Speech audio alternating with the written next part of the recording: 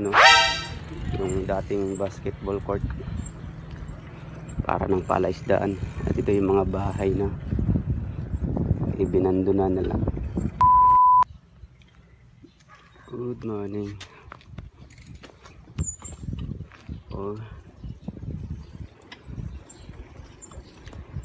Patikit tayo ngayon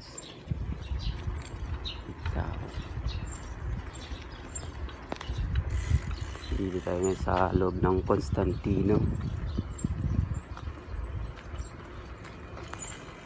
Yung area dito dati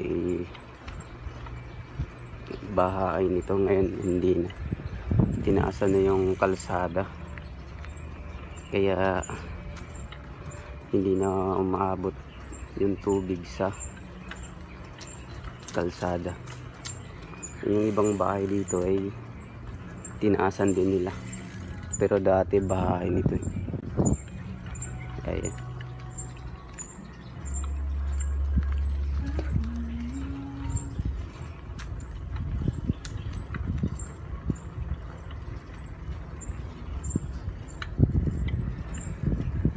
Dati itong naging ghost town kasi iniwanan ng mga residente yung kanilang tahanan sa sobrang taas ng tubig, hindi na bumaba.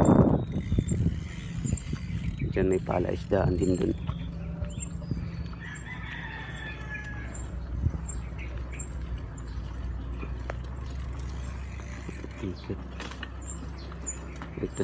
Ikot lang tayo dito.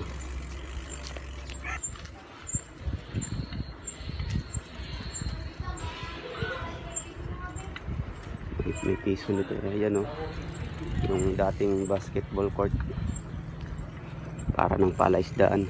At ito yung mga bahay na ibinandona na lang.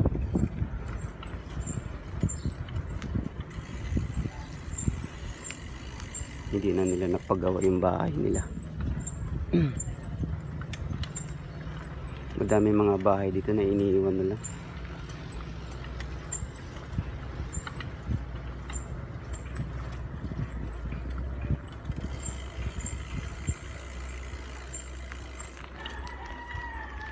Buti sa ngayong panahon ay naitaas na yung kalsada dito. Kung hindi lubog pa rin to sa paha. Naamoy ako.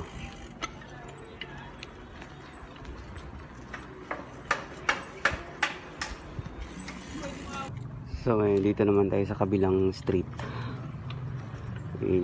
Itong area na ito is dati ay bahain din. Yung mga bahay na iniwan na lang nila. May aso. Itong bahay na to ay binandona na lang.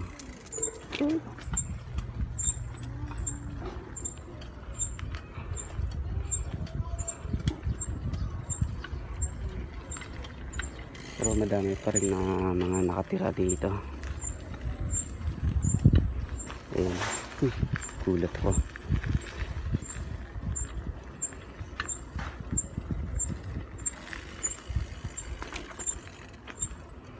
Sobrang bahay ng lugar na to dati. Balik na tayo. Itong area na to hanggang dun tumataas yung tubig dyan.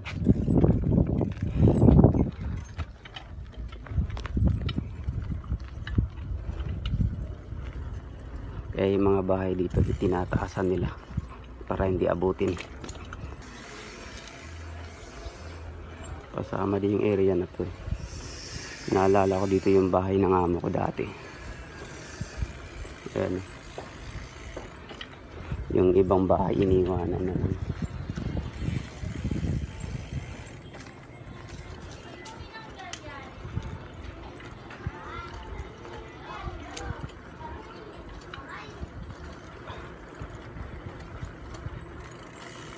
Yes.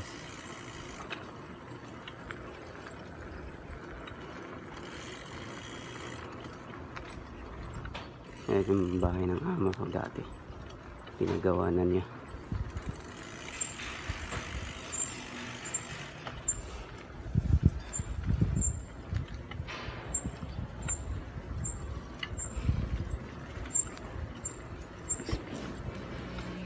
may ginagawa palang ospital dito, bago ospital ng Marilao.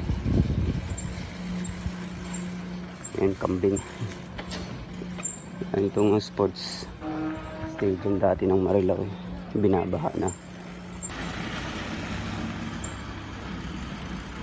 yung tubig, hindi na bumaba yung tubig.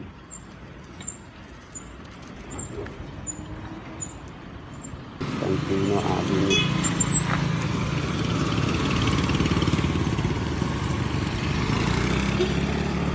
Sobrang init. 2 Street.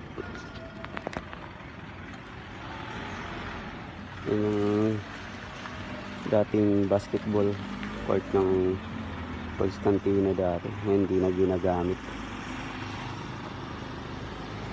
Itong Chico Street naman ay naalala ko, meron akong kaibigan na nakatira dito. Hindi ko alam po nandito pa siya ngayon nakatira. So, sobrang bahay dito dati, iniiwanan na nila yung mga bahay nila. Yung iba naman tinataasan na lang.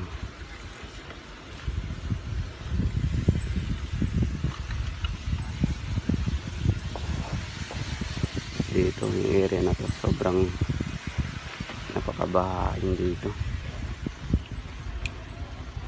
Ngayon wala nang baha kasi mainit na eh, humupa na yung tubig.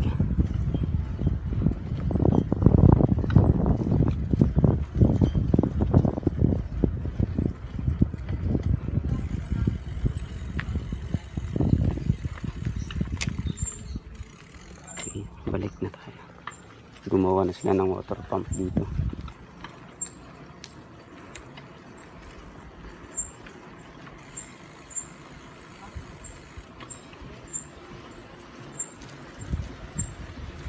Itong bahay na ito, iniwan na din.